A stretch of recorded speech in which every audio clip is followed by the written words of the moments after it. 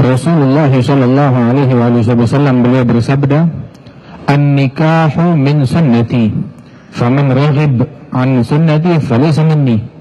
Pernikahan adalah salah satu dari sunnahku. Barang siapa yang berpaling dari sunnahku, maka dia bukan bagian dariku. Dan Rasulullah sallallahu alaihi wasallam menyatakan, "Tazawwajul wadudal waduda." Diperintahkan untuk menikah dengan wanita yang subur, yang lemah lembut. Mengapa? Apa tujuannya? Dinyatakan salah satu tujuannya, fa inni mubahin. Dalam riwayat, fa inni mukathirun bikumul umana yaumil qiyamah. Sebab aku kelak akan membanggakan kalian dibandingkan umat-umat lain esok di hari kiamat. Aku berbangga dengan kalian esok di hari kiamat. Karena itu diantara motivasi menikah adalah membuat Rasulullah bangga dengan pernikahan kita, membuat Rasulullah gembira dengan pernikahan kita. Karenanya itu sejak pernikahan, dari awal pernikahan harus sesuai dengan syariat dan ajaran Nabi Muhammad SAW. Jangan ada hal-hal yang membuat Rasulullah bersedih daripada hal-hal yang diharamkan oleh Allah Subhanahu wa Ta'ala. Pernikahan tersebut bagaimana dilakukan oleh Nabi Muhammad, dan juga Rasulullah mendoakan para sahabat-sahabatnya apabila mereka melakukan pernikahan itu.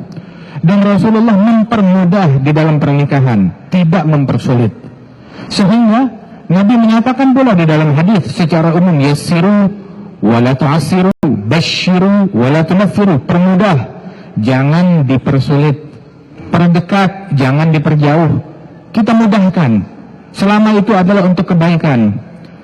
Dan sesungguhnya disebutkan pula di dalam hadis oleh Rasulullah sallallahu alaihi wasallam tentang para sahabat menyebutkan tentang pernikahan yang dilakukan oleh Rasulullah. Bukan pernikahan yang harus nabung uang sebanyak-banyaknya puluhan miliar baru bisa menikah, tidak. Sungguh Nabi Muhammad yang jauh lebih mulia dari kita, dan istri beliau yang jauh lebih mulia daripada istri kita.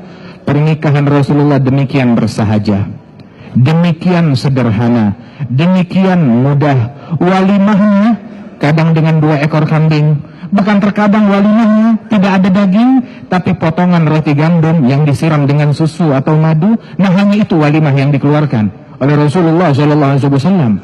Pesta pernikahannya demikian dilakukan oleh Nabi Muhammad di dalam menjamu sahabat-sahabat beliau. Padahal siapa gerangan yang lebih mulia dari Rasulullah? Pernikahan mana yang lebih agung daripada pernikahan yang dilakukan oleh Nabi Muhammad SAW? Tetapi Nabi Muhammad, Allah Ta'ala jadikan beliau uswatun hasanah, teladan yang terbaik untuk umat. Maka ambil teladan dari Rasulullah SAW di dalam cara pernikahan beliau, dengan pernikahan yang sederhana, tidak memaksakan diri kita menikah. Ya? Kita ingin berkah. Tahukah mana yang paling berkah di dalam pernikahan? Rasulullah mengatakan, abrakuhunna aisaruhunna muhuran. Yang paling berkah dalam pernikahan tersebut adalah yang paling ringan daripada maharnya, tidak banyak menuntut di dalam prosesi pernikahan tersebut.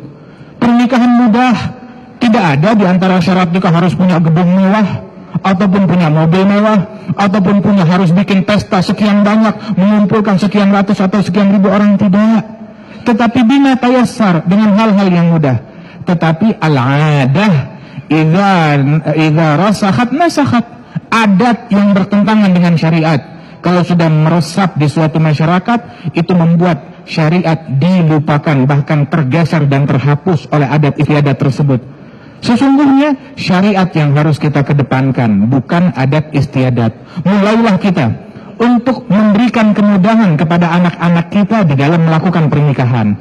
Manakala dia sudah layak, sudah patut, pemikirannya sudah dewasa, sudah mengerti, maka segera nikahkan. Allah Ta'ala berfirman, ya ayyuhalladzina amanu qu anfusakum wa ahlikum nara. Hai orang yang beriman, lindungi diri kalian dan keluarga kalian dari api neraka. Bukankah melihat yang haram neraka? Bukankah melihat yang haram di internet neraka? Bukankah menyentuh yang bukan muhrim neraka? Bukankah berkhalwat dengan yang bukan muhrim neraka, api, waliyadzubillah min dzalik. Nabi Muhammad sallallahu alaihi wasallam, manusia yang paling suci, dikatakan lam tamas yaduhu yadamra'atin ajnabiyatin got. Tangannya nggak pernah bersentuhan dengan yang bukan muhrimnya sama sekali. Sallallahu alaihi wasallam. Bahkan beliau sampai bilang, la ayyut'ana fi ra'si ahadikum bimikhyatin min hadid khairun lahu min an tamas yaduhu yadamra'atin ajnabiyah. Lebih baik kepala salah seorang kalian tertusuk besi, itu masih lebih mendingan daripada sentuhan dengan yang bukan muhrim. Mengapa? Sebab sentuhan dengan yang bukan muhrim haram, dan konsekuensinya bukan besi di kepala, tetapi api neraka. Waliyadzubillah min dzalik. Lebih dahsyat. Karena itu kalau kita sayang anak kita, cinta kepada mereka, maka lindungi mereka daripada api neraka. Tanggung jawab di hadapan Allah Subhanahu wa taala. Sebab ala wa kullukum ra'in wa kullukum mas'ulun an ra'iyati. Kita adalah pemimpin, dan pemimpin bertanggung jawab dengan apa yang dia pimpin. Rasulullah sallallahu alaihi wasallam, beliau pun juga menikahkan anaknya, putrinya Siti Fatimah, anak yang paling beliau kasih, yang paling beliau sayangi. Demikian mudah, demikian ringan, dan tidak menuntut banyak mahar. Dengan sederhana, kalau kita lihat kamar pengantinnya Siti Fatimah dan Sayyidina Ali bin Abi Thalib, itu bukan kasur, tapi kulit hewan itu sebagai ranjangnya mereka. Tipis daripada ranjangnya mereka tersebut, dengan alat-alat rumah tangga yang seadanya. Namun keberkahan menyertai mereka, doa dari Nabi Muhammad sallallahu alaihi wasallam. Kalau kita mau berkah di dalam pernikahan, lakukan dengan sesuai sunnahnya Nabi Muhammad. Jaga prosesi pernikahan dari yang haram, campur laki perempuan, ataupun hal-hal yang diharamkan oleh Allah Subhanahu wa taala, praktek-praktek haram jauhi. Sebab tujuan menikah membuat Rasulullah gembira.